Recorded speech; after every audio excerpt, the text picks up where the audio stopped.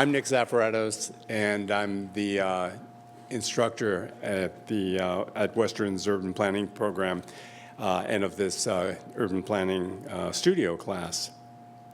We appreciate that you're taking the time to join us tonight. The presentation will last for about a half an hour, followed, we hope, with some questions and comments. And we hope that this will stimulate discussions about new possibilities for Bellingham's sustainable future. I do want to emphasize, for the benefit of our two planning staff from the City of Bellingham that are here tonight, this is not an official plan of the city. It is a proposal of concepts that were developed by our students. Each year, I ask our planning majors to examine opportunities for urban infill within different parts of our city. Bellingham's current challenge is to find ways to accommodate an additional 38,000 newcomers, as well as spaces for additional job growth over the next 20 years. Our challenge is to find opportunities for growth through the transition of some of our more underutilized urban sections to transform them into new, vibrant, mixed-use urban centers. And the downtown and its lands in close proximity offers a great promise to successfully transition those areas of our town into more urban communities. The City of Tacoma recently announced its plan to accommodate 60% of its projected 76,000 population growth within its downtown urban area. Our study looked at one section of the city that borders the downtown to assess opportunities for further infill and transformation into an urban neighborhood, one that supports a diverse range of housing options, a mix of working opportunities, and the respect for the existing neighborhood character. Projected outcomes from the study are impressive. Over 800 residential diverse housing units, growth of some 500 new jobs, and in total over 750,000 square feet of new investment opportunity, all accomplished without adding a single square foot of land area to our city's existing land base. Our two spring quarter classes, which begin in just a couple of weeks, will further examine the development concept in more detail in order to explore ways to implement these ideas and also to assess its sustainability against the LEED neighborhood development criteria. The proposal is presented tonight is intended to draw attention to the opportunities that lie in our immediate downtown vicinity, and the planning concepts are offered as possibilities. So with that, I'm going to turn it over to our students. This is Tyler. Hi, I'm Tyler. So the South Sunnyland neighborhood is the focus of the urban transition district, and it's a transition zone, and it's next to downtown, Interstate 5, and residential areas of Sunnyland, Leonard Streets, City Center, and York neighborhoods. It has a history of industrial activities such as the Union Foundry building at 1900 Grant Street. It's a relatively low density. It's home of the Ohio Street Industrial Employment Center, and commercial uses have been established recently, specifically along James Street. And the three study area sub-districts are Nohio, Sohio, and Ironbridge. And Nohio and Sohio allude to the NoHo and Soho neighborhoods in Manhattan, and that gives it a sense of place. And the Ironbridge district is referring to the iron bridge that crosses Whatcom Creek at Meter Avenue. And there's a current employment of 247 employers, Ohio Street vicinity, and 1,165 employees of the entire study area. And the current zoning for the three subdistricts of Nohio, Sohio, and Ironbridge is largely comprised of industrial zoning for Nohio. Sohio is largely comprised of downtown urban village designations of commercial core and industrial transition. And Ironbridge, as you can see, is largely just industrial zoning. And for the characteristics of the planning districts, you can see that we have Bellingham High School right here, and we have various amount of industrial uses such as Carlson Steelworks on Grant Street, and underutilized spaces right at this location in various areas throughout the district, and that largely is comprised, makes up the three sub-districts. And of course, the largest natural feature of the area is Whatcom Creek, and that's a vital part of our urban transition studio plan. And the Ironbridge sub-district is home, of course, to the Bellingham School District bus facility. So I'll turn it over to Ian. Hey everyone, my name is Ian too, and I'm going to continue on with the landmarks in the area.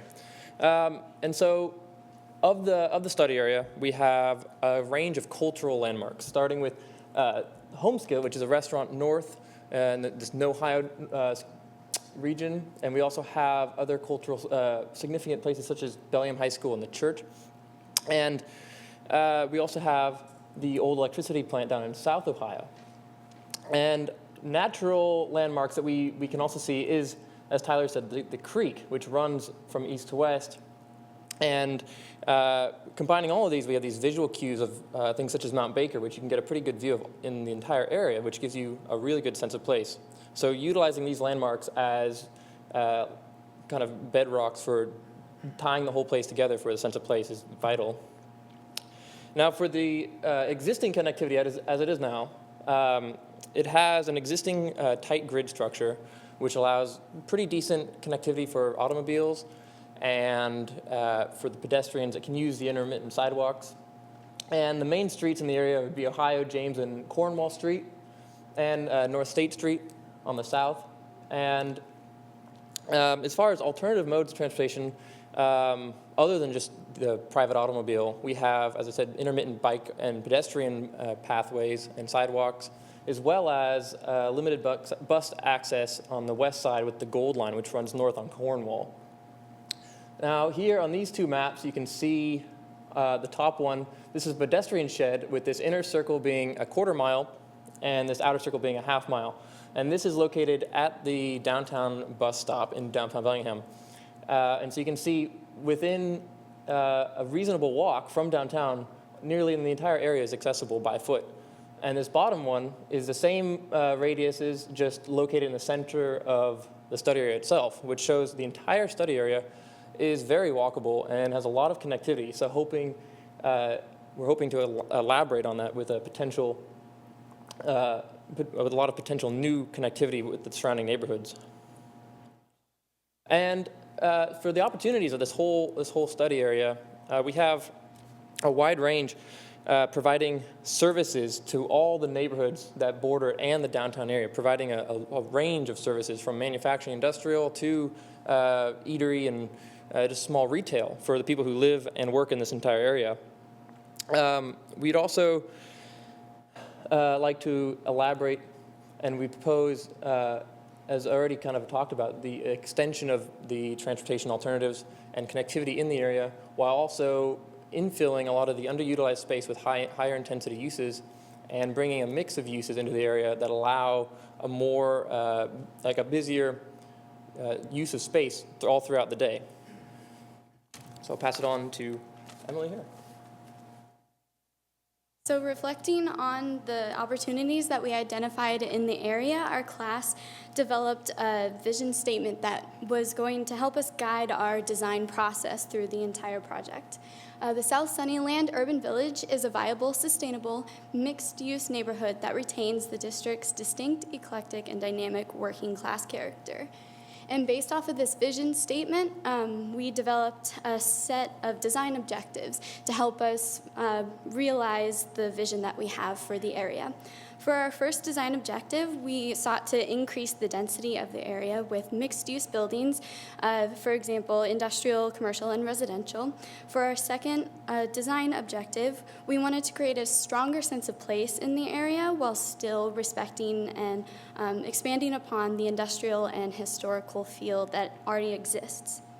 For our third design objective, we realized we wanted to emphasize the important landmarks that exist within our study area and in the surrounding areas as well, and also try to create some new nodes of activity for the community. And we realized the importance of the manufacturing nature of the district. So for our fourth design objective, we want to maintain the manufacturing and service employment opportunities, as well as hopefully create some more opportunities. And because of the area's proximity to natural features like the Whatcom Creek, we wanted to increase the accessibility for the community members in that area, which can be done by our sixth design objective, which is to provide and expand upon functional and safe multimodal connectivity, like the bike and pedestrian path that runs through the area. And finally, throughout the project, we wanted to respect the parking requirements set forth by the City of Bellingham as far as our proposed redevelopment goes. But we wanted to do that in a sustainable and efficient way by utilizing the public right-of-way throughout the area. And I'll pass it on now to Meredith. So after assessing the character of our site, we've come up with a large range of land uses that we think would make for a sustainable mixed-use neighborhood. These uses range from residential infill to different forms of mixed-use buildings, such as residential work units. The goal is that these types of uses will bring people to the area at all times of the day and add diversity to the current uses. This chart also lists additional standards that will be fleshed out fully by our class next quarter. In addition, next quarter, we will also work to establish a design character for each use. So in our land use mix, we sought to include a large range of uses, and these two are very distinct examples of land uses that contribute to solving social justice issues by providing diversity and affordability in Bellingham's housing types. The first example on the left is microhousing, which consists of apartments that are on average less than 400 square feet. This efficient style of housing is perfect for single workers, college students, and low-income residents. There is also always the opportunity for commercial and workspace on the bottom floor. The second type is a homeless village. This would help to provide housing for those in Bellingham who are without. The design is meant to be easily constructible and transportable. The homes are centered around shared facilities, and often the village is self-governed. These types of housings would provide a great opportunity for the city to also experiment with completely carless housing. In addition, both of these land uses meet goals outlined in the housing chapter of Bellingham's comprehensive plan, as you can see here, as well as the first design objective that we created of increasing density with a range of mixed land uses. So kind of how did we get there and figure out what sites were redevelopable? And that's kind of what the capacity analysis did. And so this goes to show you there's 7 different parcels. These were all randomly taken from our data, from the GIS data that we gathered. So lot area, square feet, land use type, legal acreage, building coverage in square feet, percentage of building coverage, number of floors, and the appraised improvement value and appraised improvement value and improvement value and land value ratio. We used the land or 75% land value to assess land or improvement value just as an indicator of what areas were underutilized. So when an assessed improvement value does not match the assessed land value, then that means that it has a low amount of investments that are being put into that building or that area. We selected again as 75% as a threshold for the improvement to land value ratio as an indicator for what land was underutilized, meaning more intensification of building could occur in those sites. And just kind of explain, it's because I know it's color coded and that's that's kind of what we were going off of. It's going to be like the yellow and the red that we're going to be looking at. So just like this kind of these last 4 parcels right here. For our infill, oh wait, my bad. And for our second method is field verification, which we walked around each region and looked for vacant land and land that was being used for ancillary uses such as parking spaces and open storage or storage sites. And some of those places were then considered also to be redevelopable.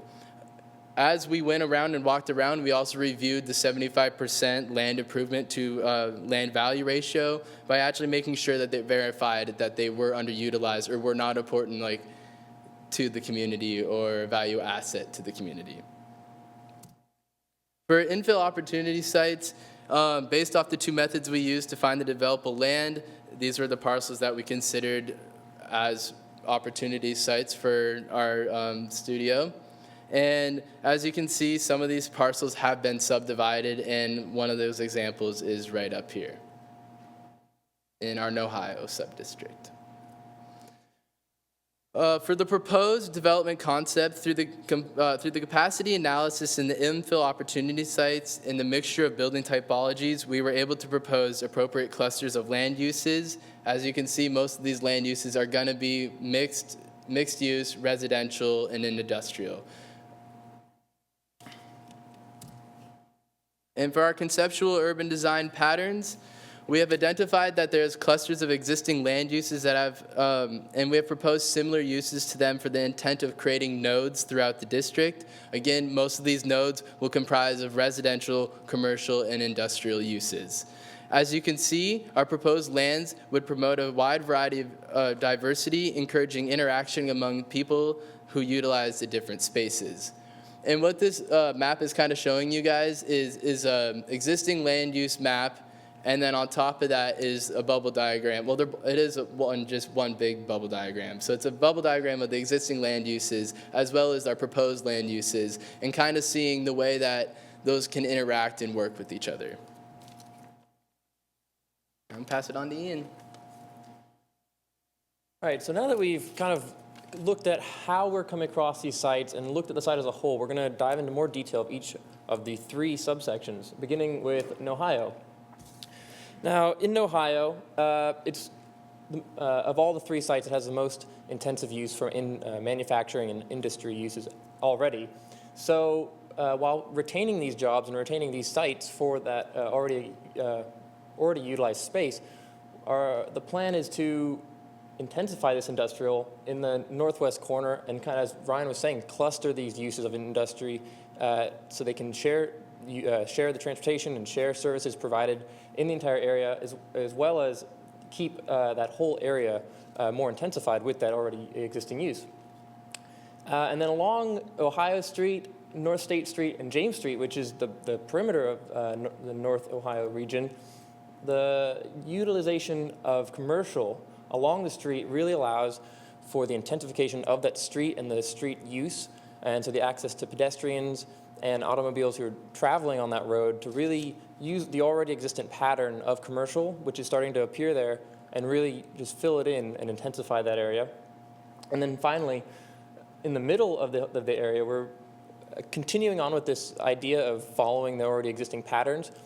There are already a few small residential houses in the center of Ohio, and so the plan is to implement a few forms of mixed-use townhouses and some higher density residential buildings which would cater to the new jobs that would be being created in this area while catering to an additional amount of new residents. So I will now pass it on to Emily, continue about the big ideas. So like Ian was saying, each subgroup created a few big ideas for their respective areas. And for Ohio's first big idea, we decided to focus on the vacant lot located near the Pacific Pride gas station. As you can see, it was a bigger and it was a great opportunity for us. And we proposed to put in a community entrepreneurial center that embraces the industrial feel of the area by giving community members and local business owners opportunity to use some equipment that they would otherwise not be able to have access to. And because of the high use of this potential area, this site could potentially become a central node of activity for the entire area. To increase the density in the Ohio area, our second big idea was to replace some vacant lots as well as some single-family, lower-density single-family houses with higher-density townhouses and mixed-use buildings. For example, the lot shown here, there's only 3 single-family residential units, but with the proposed infill, we could potentially add 18 units of residence in the townhouses along this side, as well as the apartments above 4,500 square feet of commercial space down below. And for Ohio's final big idea, we propose to create a mural program throughout the district that embraces the eclectic nature of the area. And by drawing inspiration from the Granville Island Giants and the local Home Skillet restaurant, we could potentially create the Bellingham Munchkins on the Pacific Pride gas towers and bring life to the previously empty blank walls of the industrial buildings in the area. And by partnering with the Bellingham High School, local residents, and business owners, the mural program could enhance the creative and eclectic feel of the proposed South Sunnyland Urban Village. And now I'll give it back to Meredith. So using the capacity analysis data as a baseline, we went into the Sohio neighborhood and conducted a field verification to make sure development was the best idea for each individual site. For the Sohio area, we identified 24 opportunity sites. Most of these were vacant lots, underutilized parking lots, as well as essential corners, such as these, that aren't being used to their full potential. In this way, we began to find areas that would be complemented by introduction of residences and commercial space. Our first big idea for Sohio is this microhousing. It's on the Habitat for Humanity lot. The site is currently dominated by a large parking lot, and it would be a great site to maximize space by introducing dense mixed use. The frontage along Cornwall down here and Halleck would provide a great place for mixed use buildings, while the back of the lot is surrounded by Whatcom Creek, and that would be a great location for purely residential buildings. And the bottom floor could provide a potential opportunity for seniors and those with disabilities due to the location of the senior center nearby. And Leah will tell you about our last big idea. So a vision within the housing chapter of Bellingham's comprehensive plan is to promote increased housing opportunities for all economic segments. And in 2013, there was a survey done, and we found that there's 561 homeless individuals within Whatcom County, the majority of those within Bellingham. So clearly there is a need for increased housing opportunities for this demographic. So our second big idea for Sohio was to implement a homeless village. And this idea is based on other successful plans that other cities have implemented. Like down here you can see this is Camp Quixote in Olympia. And the living spaces, we could fit up to 68 individual rooms that are 120 square feet on this site. And there would also be communal like bathrooms and showers and kitchen space as well. And you can see it here on this map that we created. And the location that we picked is really ideal for this kind of site because of its proximity to the Whatcom Creek Trail, which cuts through the site here. So this would allow for more transportation opportunities such as walking, biking, and busing as well. There's also a variety of public services in this area. There's a food bank across the street, for example.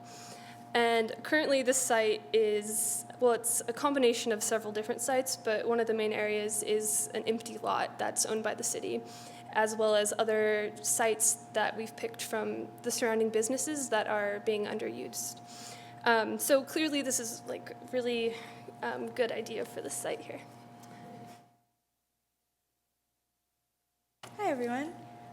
So the Iron Bridge is bordered to the north by light industrial and to the south by the York neighborhood, and Whatcom Creek cuts through the middle. So with these attributes in mind, that has influenced our design recommendations. 3 parcels were identified as good candidates for infill. The top 2 parcels are currently underutilized compared to their beneficial location next to I-5 and to downtown. The top right is vacant and formerly occupied by Hostess, and the second in red is currently used by as heavy equipment rental storage space. The corner lot would be great if used as commercial because of its potential for abundant store frontage. Below the creek is the Bellingham School's bus facility. The Bellingham School District does not plan on moving the site, but the area is not ideal for this use because of its highly valued central location and the proximity of the bus storage and maintenance right next to the creek. So our first big idea for Iron Bridge is the introduction of the townhouse into the area just north of the York neighborhood. The creation of 52 townhomes will expand the housing choices in the area. In the background, you will also see 2 mixed-use buildings. The first floor commercial is would be a great opportunity to provide services to both the York neighborhood and to the light industrial surrounding it. This combination of townhouses and mixed use will have an effective transition from the single-family York neighborhood to the light industrial surrounding it. The location of these homes will also give them access to Whatcom Creek and the green space we'll talk about on the next slide. So, jumping across the creek, and we're looking back at the townhomes, the Shoreline Master Plan stipulates a 100-foot creek buffer with any sites that are redeveloped. So with this in mind and with the goals of refocusing attention back onto the creek, the buffer on redeveloped parcels will be used for linear parks. This will provide green space to an area currently lacking it. Additionally, a footbridge across Whatcom Creek will connect the two green spaces and connect to Iron Street, will increase the walkability of the area and allow us to expand the park to both sides of the creek. The relocation of food trucks that currently occupy Ohio Street to a designated area at the end of the cul-de-sac on Iron Street will create a great place for York neighborhood residents and the light industrial employees to sit together and enjoy the beauty of the creek. And I'll pass it on to Luke, who will talk about transportation.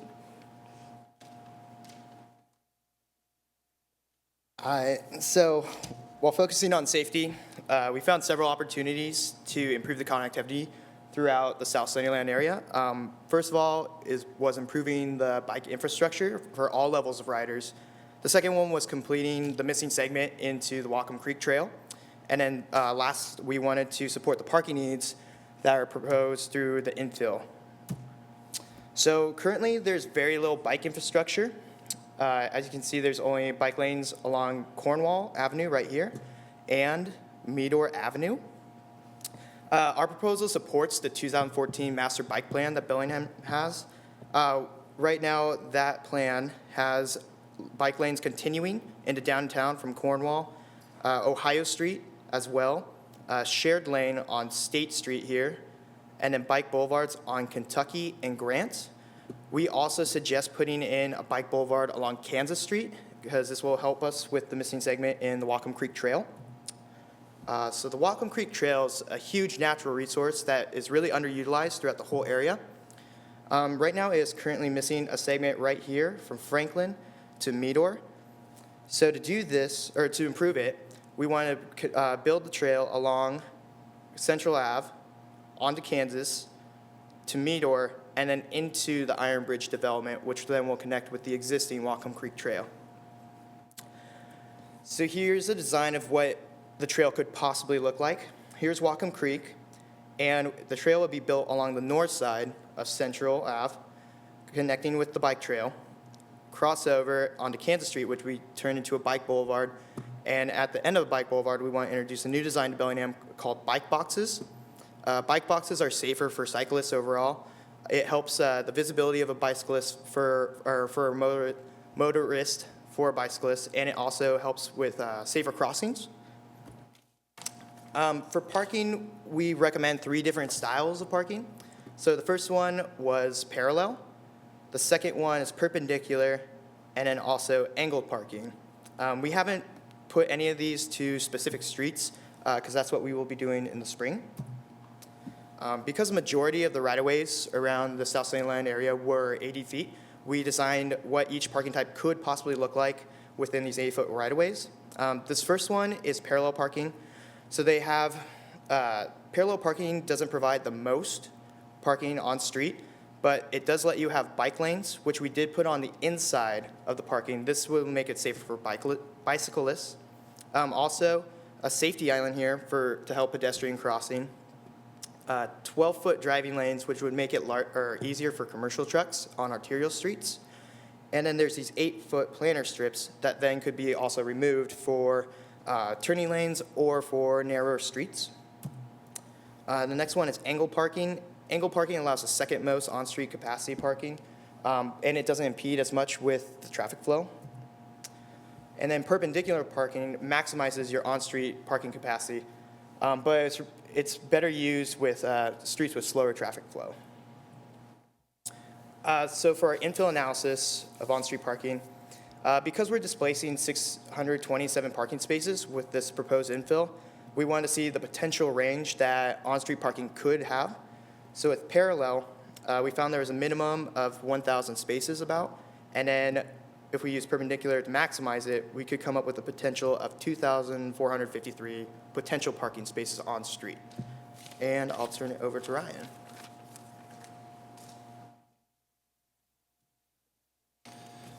So for the development impact, jobs and housing, as you can see, according to the 2008 Employment Lands Report from the City of Bellingham, it recognizes the relationship between spaces and jobs. So for commercial and work, it's based off 625 square feet per job, with the total amount of square feet that we have proposed is about 300,000 square feet of new commercial and work spaces, which equates to about 484 new jobs. For the industrial, which is based off 775 square feet per job, we've created around 26,000 square feet of new space, and this equates to 35 new jobs, and a total of around 519 projected new jobs in the area. For residential and live, we have over 500,000 new square footage of residential space and live spaces, as you can see here. And that equates to about 800 units to house around 1,200 people.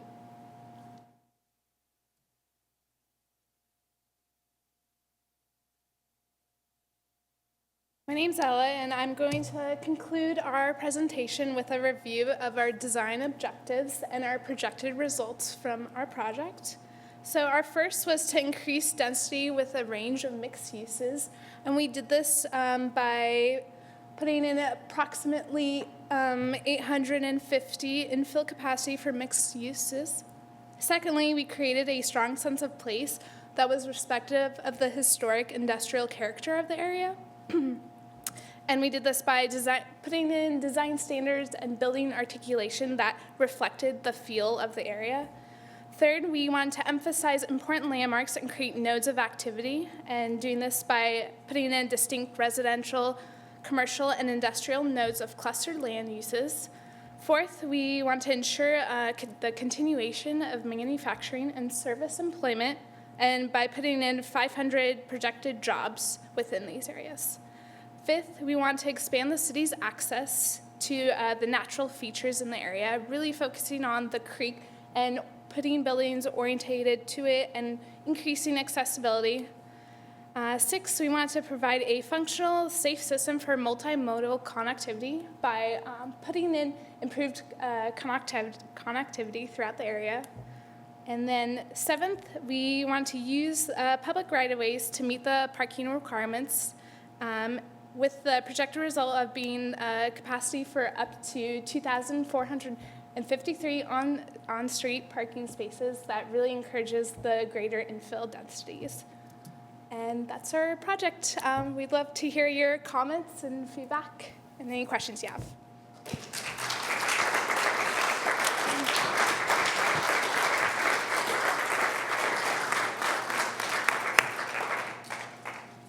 Well, thank you, students, and thank you all of our students in the class, not all of which presented tonight.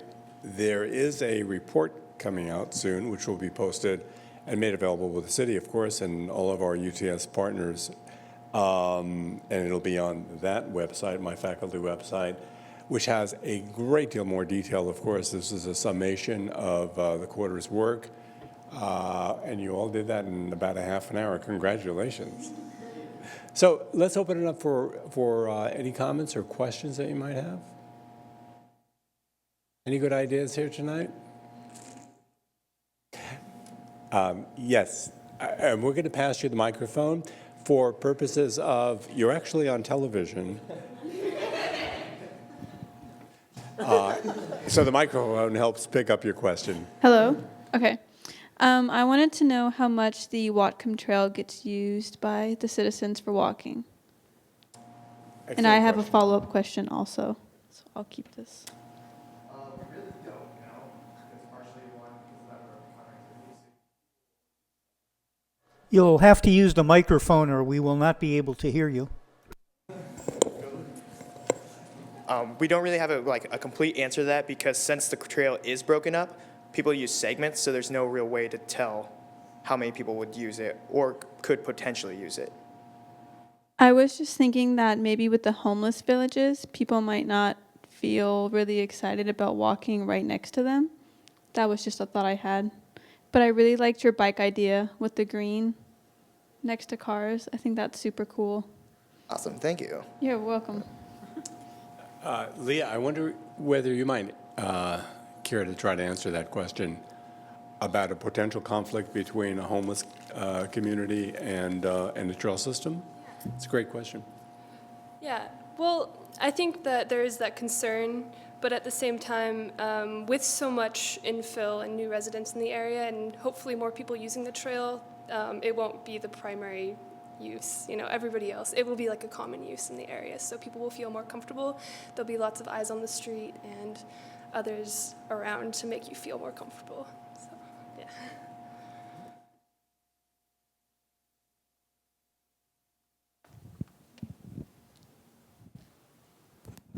I went to a presentation last night from a community in Missouri that is defining sustainability as functioning on 10% of the energy that the average American uses.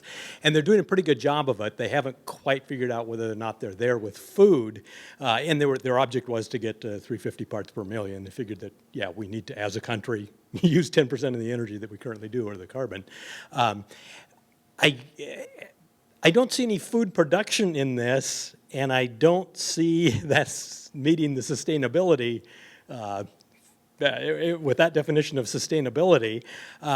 It would be interesting to see at least some component of this to have that in it, that for people that really want to get down into the nitty-gritty of how do you live in a real sustainable, you know, like 7 generations sustainable thing. It would be interesting to include some component in that. It's probably not going to get financed by anybody, and one of the reasons they moved from San Francisco as a community to Missouri was because there were no building codes in the place they moved to, and they didn't want to spend 20 years trying to get around the codes, but they do have safe place that they're happy to live in and are raising children and are functioning. So Dancing Rabbit, I believe, is the name of the community. Check it out.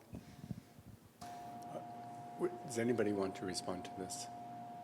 Well, maybe just say that our design kind of leaves open that possibility for there to be like more urban gardens and stuff like that to cut carbon emissions further.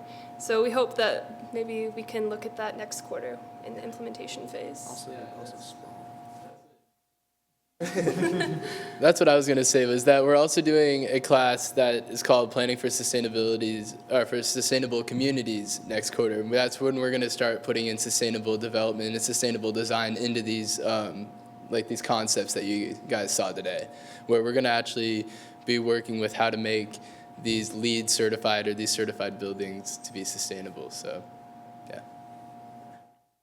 Those are, see, they're anticipating what they're going to be doing next quarter, which is really great.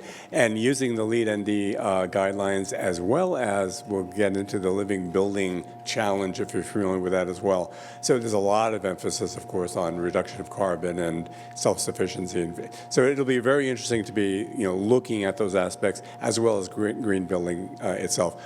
This quarter, we were primarily looking at the nuts and bolts, what is the potential for infill and the basic building blocks of land use. But that's some of the finer details that ultimately define sustainability of our neighborhoods. Great comment.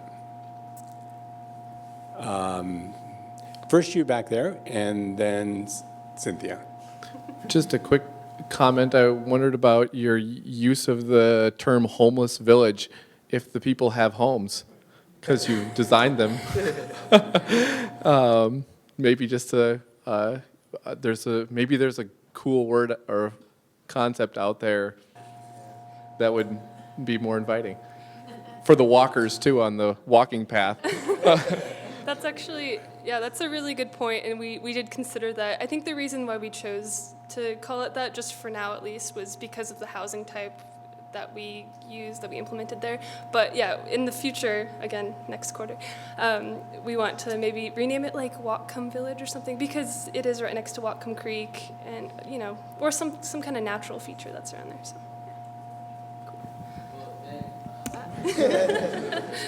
And that was like a concern that Leah had that we talked about before this presentation, was whether it should be called a homeless village, because that's kind of like, yeah, it's just a negative connotation to it. So, but then at the same time, the building typology is called the homeless village, and so that's just the typology that we know it as. And so, but yeah, definitely is something that we were concerned about, was should we use the word homeless? Yeah, so. Well, first of all, I just wanted to say you guys did a fantastic job. I've walked around those sites 1,000,001 times with my husband, and to imagine the underutilized, as you say, spaces filled with so many opportunities is very exciting, and I think it really reinforces at least part of what the Bellingham vision is for creating a more vibrant downtown, which we sorely need. I loved the mural aspect, and I think having kids from Bellingham High School or Whatcom Middle School, which is nearby, involved would be tremendous. I love your emphasis on retaining the historic and the industrial aspects, because we can also tend to push those aside as negative connotations rather than highlighting the importance. The question that I have is, did you look at demographics of other places around the country that are trying to implement such housing styles, and who are the people that are being attracted to this kind of new way of living, really? Thank you.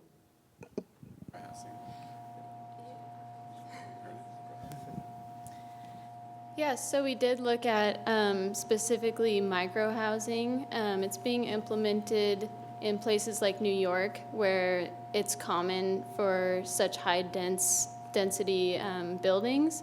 But then there's also a few in Seattle that have been implemented. But they're a little different than what we vision the microhousing to look like in Bellingham, because in New York and Seattle, the land values are so high that rent is also really expensive. And here we envision an efficient use of space as a way to accommodate low-income students or other people. And it's really interesting because some of these micro houses or micro units, you can pay on a month-by-month basis. So you could pay like $300 to stay a month. And it's more cost-effective for businessmen who are coming and don't want to pay for like a hotel for an entire month.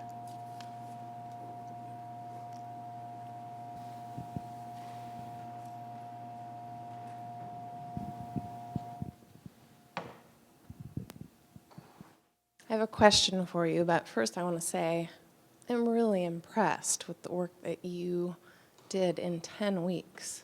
It's amazing. So thank you very much. Fabulous. So I was paying attention, and I wrote down all the objectives at the beginning to see if you guys were going to cover them all. Fabulous job at the end with a good slide covering them all. So very good presentation. My question for you, I'd love to hear from one member of each one of those subject areas. If you could only pick one of your big ideas that you'd like to see accomplished in the next 5 years, which one would it be and why? Ohio? For Ohio, we really were inspired by the mural program, and we just would think that that would be a fairly inexpensive thing to incorporate into the area, and it would be a great way to make a change without spending too much money. So I think we would like to see the mural program be developed further. Okay. Okay. Well, there you go. Well, I feel like me and Leah are gonna disagree on this one. Because, well, Leah really likes the homeless village, and I really like it too, but I just think that the micro housing units, I know that somebody had mentioned that the Habitat for Humanity lot is potentially going to be developed in the future, so I think that's one that could be implemented relatively soon. But I think that the homeless village is something that's really easy to, because they're designed in a way that they're really easy to construct, and then they can also be movable to different vacant lots around the city. So that's another reason why that one would be a really great way to provide housing for our homeless community. Let's see, in the Iron Bridge area, I think that replacing the bus facility with townhomes or other higher density housing types would be great because one, York neighborhood is currently single family, and it's tough to get more houses in there. So that bus facility is actually a part of the York neighborhood right now. That also sort of cheats and lends itself to the green space because in order to redevelop that area, you do need the creek buffer. So it sort of goes to both. And finally, my original contribution, my only contribution, is the naming. Did anybody get it? Ohio Street divides in Ohio, and so Ohio, North Ohio, South Ohio. You get it?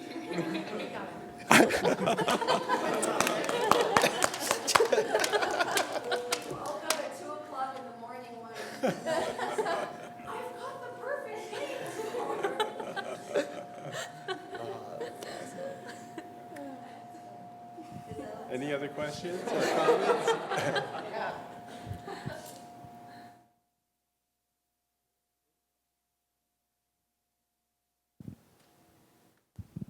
I don't really know anything about planning, so I was wondering how when you build those micro houses, you said that there were a few residential houses that you guys would remake into micro houses. How do you replace the people who are living in the residential houses currently?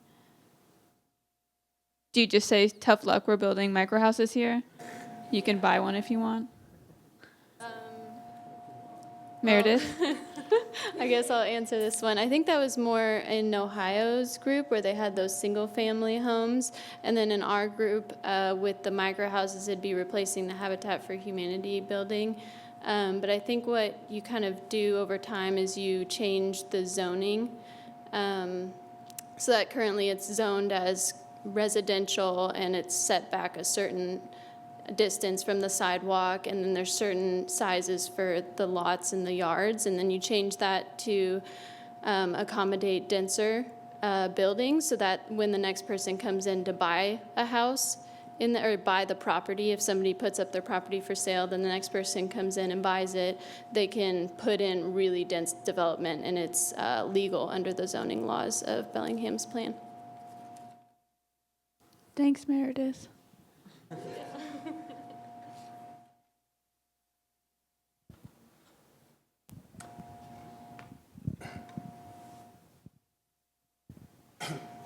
Let me just underline that, this is really the approach that most cities use to encourage change by providing, the possibility that you can actually be more intensively use your land if it's permitted to.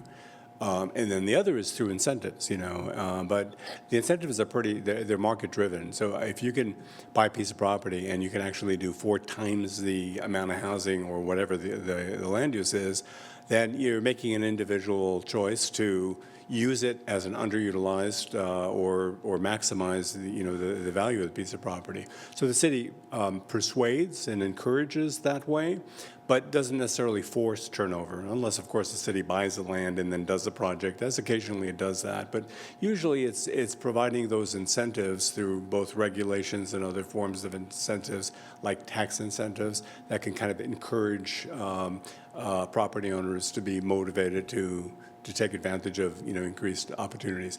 The city's in a very better position than, say, counties that are trying to downzone. What the city's trying to do is upzone and really encourage more value to property.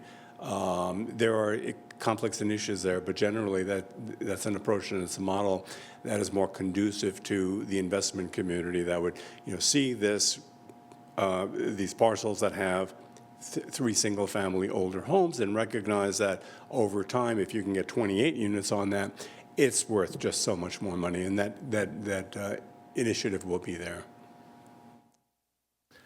I was wondering how you view the planning process differently, having gone through this experience of getting to know a neighborhood so well and thinking about all the parcels, in every street and every block, just how you think differently about the process and your growing professions. Well, I know on behalf of, speak on behalf of the Iron Bridge group, it's a lot more complex than I think anyone would really know, and a lot of us even can kind of speak upon that, is that there's so much more underlying details of what we're doing than just developing and proposing a site. I mean, we're having to think about the community, the people that live there, the people surrounding that area. And so, and I know for the Iron Bridge, we met up with the York District's planning, neighborhood association president. And so just getting to know the ideas of the community and what that area needs and wants in their community is something that is crucial for us. So I think it's the complexity of it. I mean, there's layers upon layers upon layers of issues and concepts that come up that we need to analyze. And so it's a lot more complex, and I think that it's knowing, I think for all of us, that this quarter really showed us that it's a lot more hard work than just saying, let's build something here and then just build it. It's knowing the precautions of what you're building and proposing. So.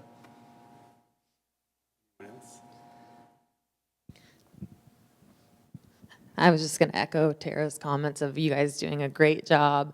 And this is our 5th annual Urban Transition Studio. And I have to say, I think this topic has been probably the most challenging and the most complex of the topics so far. And I have to admit, I was a little nervous to see where you were going to go with it. And I think you just really used some critical analysis and did a really wonderful presentation and job coming up with some good ideas. So thank you.